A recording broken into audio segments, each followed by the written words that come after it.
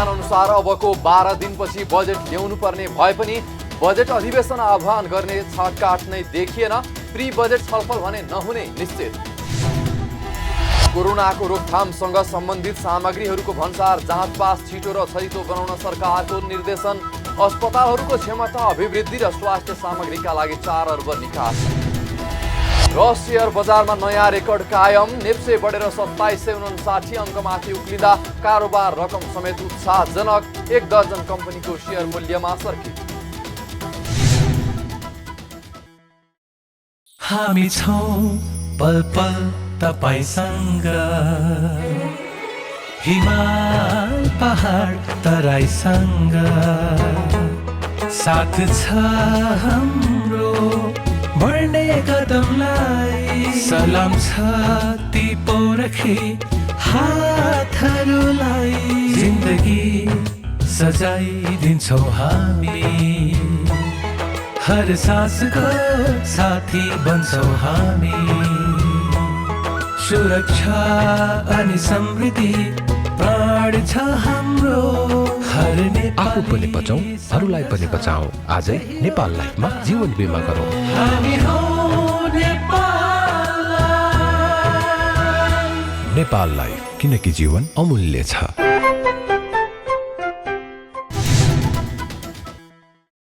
नमस्कार, कारोबार समाचारमा स्वागत छ। अब समाचार विस्तारमा। संविधानत अबको 12 दिनपछि आगामी आर्थिक वर्षको बजेट ल्याउनु पर्छ। कोभिड-19 संक्रमणको दोस्रो लहर तीव्र रूपमा फैलिँदै गएको कारण यो वर्ष प्री बजेट छलफल नहुने निश्चित प्राय नै छ। नीति तथा कार्यक्रम र बजेट छलफल समेत छुट्याउनु पर्ने बाध्यता छ। तर संघीय संसद सचिवालय समेत बजेट अधिवेशनका लागि तयारी अवस्थामा रहेका बेला सरकारले भने अधिवेशन आह्वानका लागि सिफारिस गर्ने छाटकाट समेत देखिएको छैन। संविधान अनुसार संघीय संसदको प्रतिनिधि सभामा जेठ 15 गते सरकारले आगामी आर्थिक वर्षको बजेट ल्याउनु पर्छ।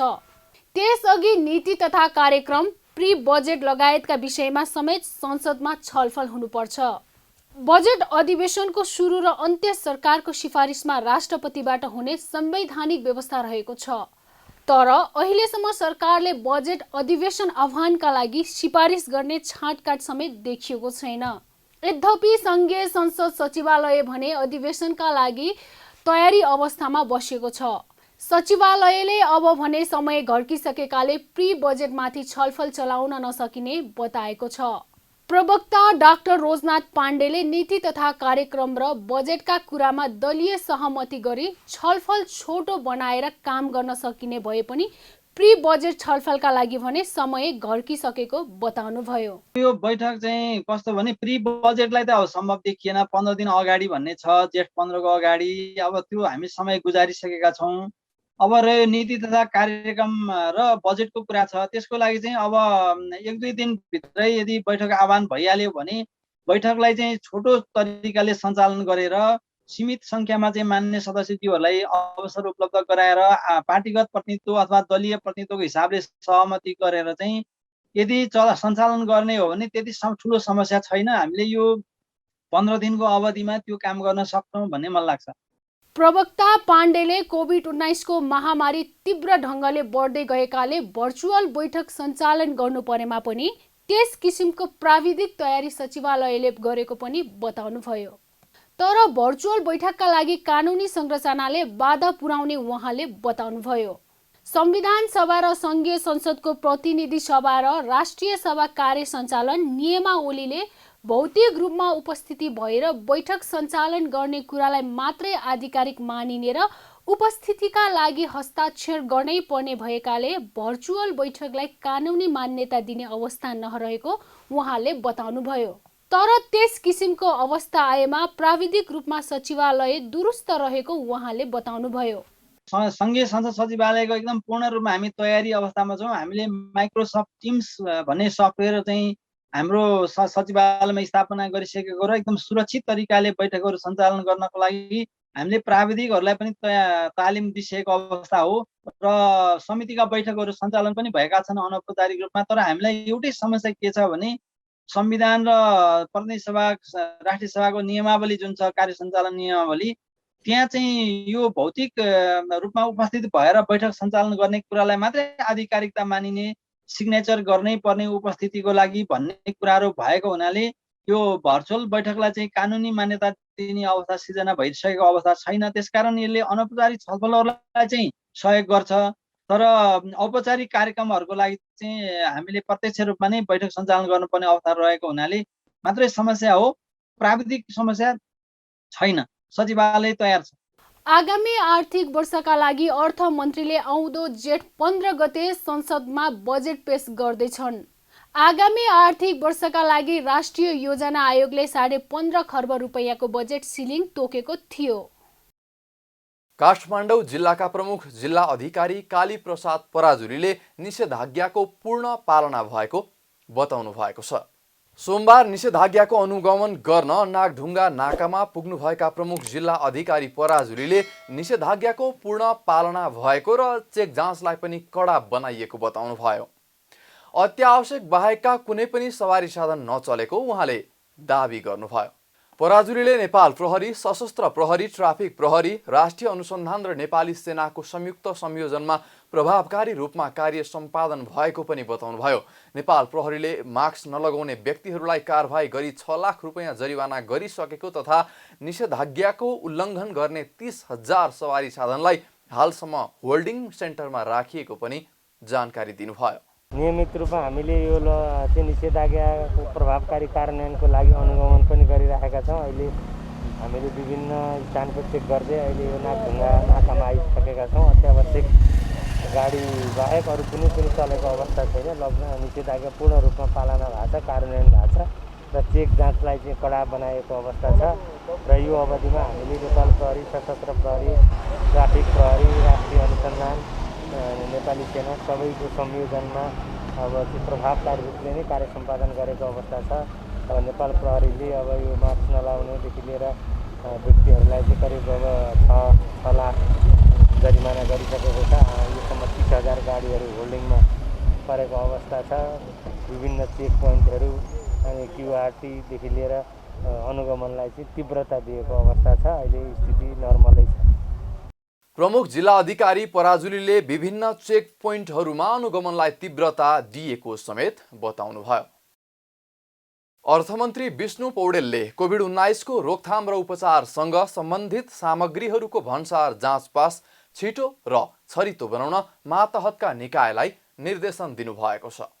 अर्थमन्त्री पौडेलले कोभिड-19 को रोकथाम, उपचार र नियन्त्रणसँग सम्बन्धित नेपाल सरकार, प्रदेश, स्थानीय तह, गैर सरकारी संस्था, निजी क्षेत्रले आयात गर्ने liquid oxygen, oxygen cylinder, oxygen plant र त्यसका पाटपुर्जा लगायतका सामग्रीहरूको बिना झन्झट भन्सार जाँच पास गरी आपूर्तिलाई थप सहज बनाउन निर्देशन दिनुभएको हो।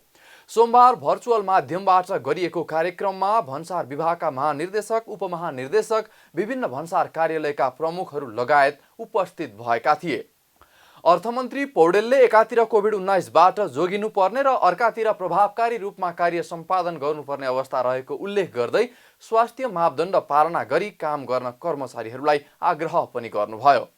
यस्तै कोभिड-19 को उपचारका लागि आयात भएका वस्तुको परिणाम र मूल्य सहित दैनिक रूपमा जानकारी गराउन पनि उहाँले निर्देशन दिनुभयो। कार्यक्रममा अर्थ सचिव शिशिर कुमार ढुङ्गानाले कोभिड-19 को रोकथाम, नियन्त्रण र उपचारसँग सम्बन्धित सामग्रीहरूको भन्सार जाँच पास सम्बन्धी संक्षिप्त कार्यविधि जारी गरी लागू गर्न निर्देशन दिनुभयो भने राजस्व सचिव रामशरण पुडासैनीले छिटो जाँच पासका लागि छिमेकी मुलुकको भन्सार कार्यालयहरूसँग समन्वय गरी 24 घण्टा प्रभावकारी रूपमा काम गर्न निर्देशन दिनुभयो। सरकारले कोभिड-19 को रोकथाम, उपचार तथा नियन्त्रणका लागि अस्पतालहरूको क्षमता अभिवृद्धि र स्वास्थ्य सामग्रीका लागि 4 अर्ब 31 करोड रुपैयाँको स्रोत सुनिश्चित गरेको छ।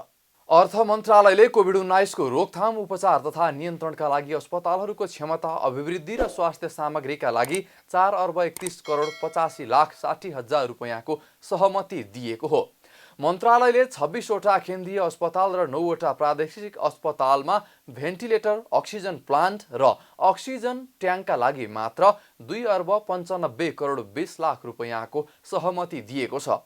यस्तै केन्द्रीय र प्रादेशिक गरी 25वटा अस्पताललाई एसडियू स्थापनाका लागि 1,36,65,60,000 रुपैयाँको सहमति दिएको छ। कोभिड-19 को रोकथाम, उपचार तथा नियन्त्रणका लागि आवश्यक सबै उपाय अवलम्बन गर्ने नीति अन्तर्गत स्वास्थ्य तथा जनसङ्ख्या मन्त्रालयको माग अनुरूप अर्थ मन्त्रालयले स्रोत सुनिश्चित गरेको हो। कमलपोखरी स्थित अग्रवाल भवनमा आइसोलेसन सेन्टर स्थापना गरिएको छ। कमलपोखरीमा रहेको अग्रवाल भवनमा करिब 126 जनासम्म राख्न सकिने गरी क्वारेन्टिन माइल्ड आइसोलेसन सेन्टरको स्थापना गरिएको हो। अग्रवाल सेवा केन्द्र नेपाल, हिन्दू स्वयंसेवक सङ्घ नेपाल, नेपाल मेडिकल एसोसिएसन, उपकार सेवा नेपाल र सेवा इन्टरनेसनल नेपालले संयुक्त रूपमा सञ्चालन गरेको आइसोलेसन सेन्टरको सोमबार नेपालका लागि भारतीय राजदूत विनय मोहन क्वात्राले उद्घाटन गर्नुभएको हो। आइसोलेसन उद्घाटन गर्दै राजदूत क्वात्राले कोभिड-19 को महामारी दक्षिण एसियामा तीव्र रूपमा फैलिएको भन्दै महामारीका विरुद्ध लड्न व्यक्ति, परिवार, समाज र सरकारको संयुक्त प्रयास आवश्यक पर्ने बताउनुभयो। उहाँले कोभिड-19 विरुद्धको लडाईँमा भारत सरकारले आगामी दिनमा सहयोग गर्ने पनि बताउनुभयो। कोविड-19 का जो दूसरी लहर का प्रकोप है वो बहुत तीव्रता से पूरे दक्षिण एशिया में फैला है। ये एक ऐसी महामारी है जिसमें हर स्तर पे प्रयास करना पड़ता है, व्यक्तिगत स्तर पे, पारिवारिक स्तर पे, सामाजिक स्तर पे और सरकारी स्तर पे। इस महामारी की संरचना कुछ इस प्रकार की है कि इससे लड़ने के लिए समाज का सहयोग और सहकार्य उतना ही आवश्यक है जितना कि एक व्यक्ति का प्रयास और एक सरकार की कटिबद्धता आवश्यक है। मैं आश्वासन दिलाना चाहता हूं कि भारत नेपाल संबंध और सहयोग इस कोविड महामारी को से लड़ने के लिए लगातार होते रहेंगे और तीव्रता से होंगे और व्यापक रूप से होंगे ताकि हम सभी मिलके इस महामारी के ऊपर विजय पा सकें। आइसोलेसन सेन्टर उद्घाटनमा बोल्दै उद्योगी राजेन्द्र खेतानले आइसोलेसन सेन्टर मार्फत फ्रन्टलाइन डाक्टर, नर्स लगायतलाई बचाउन सके अन्य सयौं परिवारको रक्षा गर्न सकिने धारणा व्यक्त गर्नुभयो। गएको 3 दिनमा लगभग 10 देखि 20% को हाराहारीमा संक्रमणको अवस्था घट्दो छ, त्यो धेरै राम्रो हो।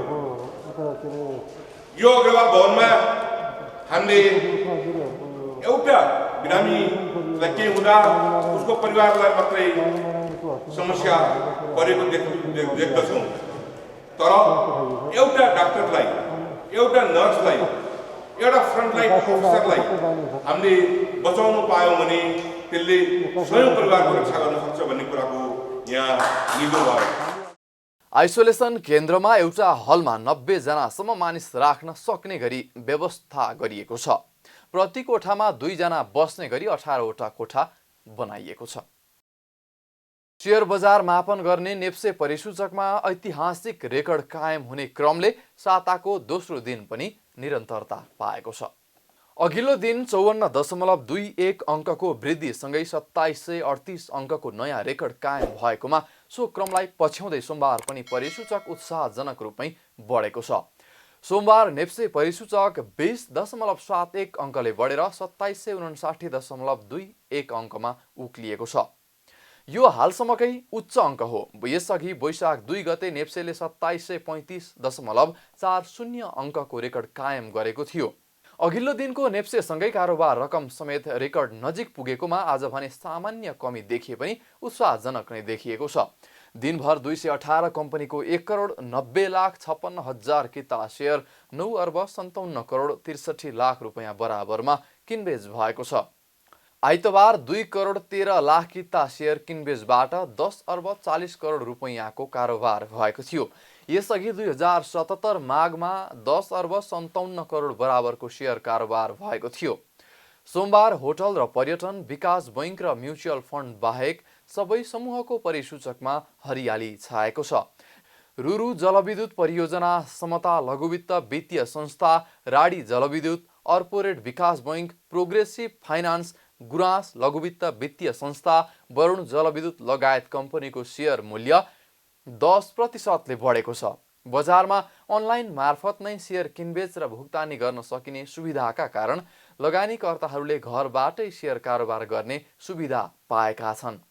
निषेधाज्ञाका कारण अन्य क्षेत्रका व्यापारी व्यवसायी समेत सेयर कारोबारमा आएकाले बजार वृद्धि भएको विश्लेषण गरिएको छ।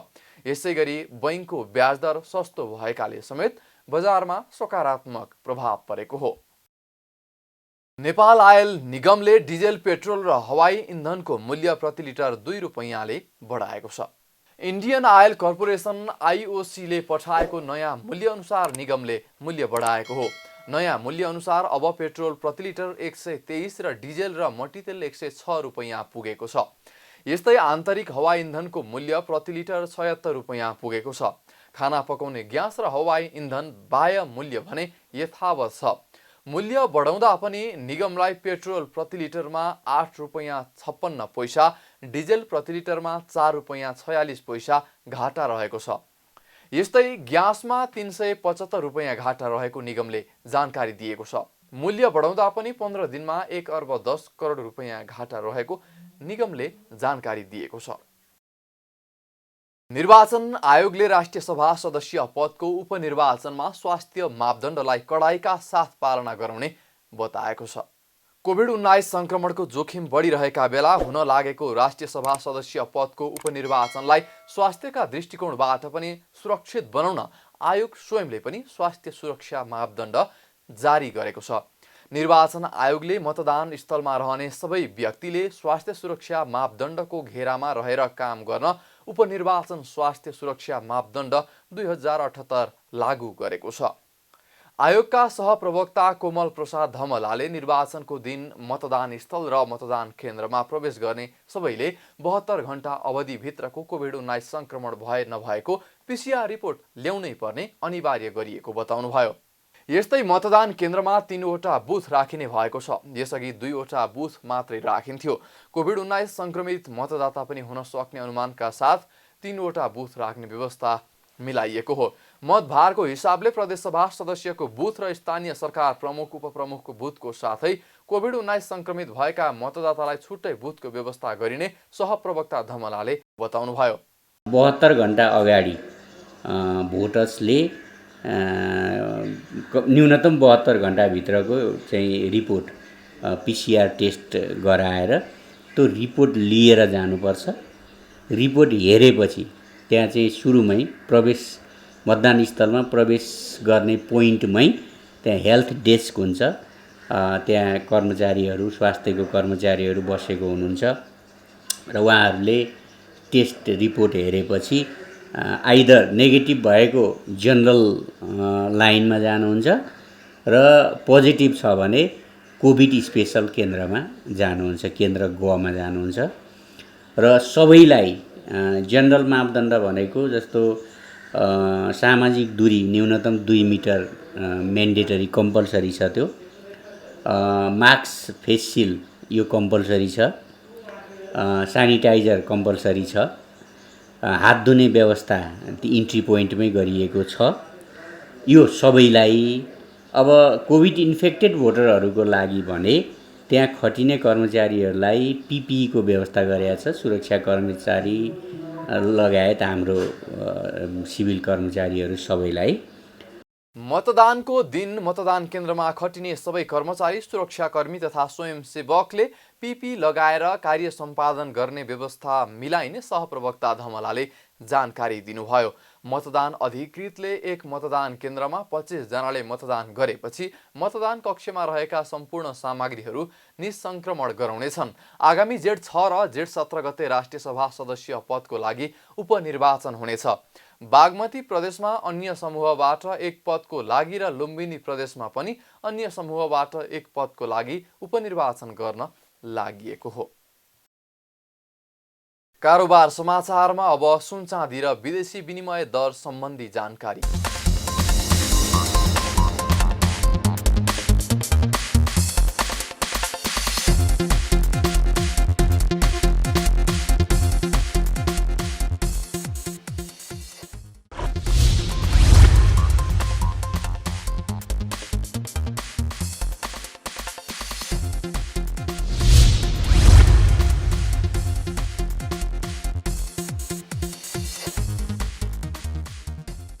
बिदा हुनु अघि अहिलेसम्मका प्रमुख समाचार फेरि एकपटक। संविधान अनुसार अबको 12 दिनपछि बजेट ल्याउनु पर्ने भए पनि बजेट अधिवेशन आह्वान गर्ने छाटकाट नै देखिएन। प्री बजेट छलफल भने नहुने निश्चित। कोरोनाको रोकथामसँग सम्बन्धित सामग्रीहरूको भन्सार जाँच पास छिटो र छरितो बनाउन सरकारको निर्देशन। अस्पतालहरूको क्षमता अभिवृद्धि र स्वास्थ्य सामग्रीका लागि 4 अर्ब निकास।